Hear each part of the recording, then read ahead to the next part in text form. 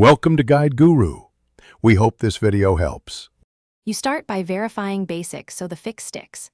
Check controller firmware and Xbox system updates. Outdated software often causes drops.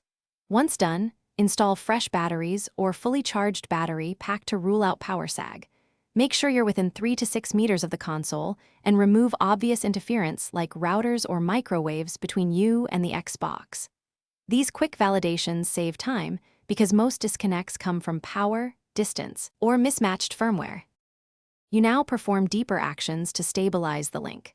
Power cycle the Xbox and press the controller sync button, then press the console sync to repair, ensuring a fresh handshake. If Wi-Fi sits on crowded bands, try switching the router between 2, 4 and 5 GHz or pick a less crowded channel because Wi-Fi and Xbox radio can collide.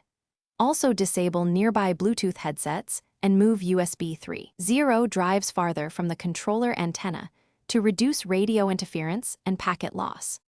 You finish with advanced steps and a key troubleshooting tip. Connect the controller with a USB cable and update firmware in the Xbox Accessories app. Wired updates eliminate wireless instability during the process. If disconnections continue, test a different controller and try a permanently wired setup to isolate the console radio. As a last resort, consider a console factory reset after backing up data. If it still fails, note error codes and contact support. That single tip speeds diagnostics. Thanks for watching. Consider subscribing if we helped you today.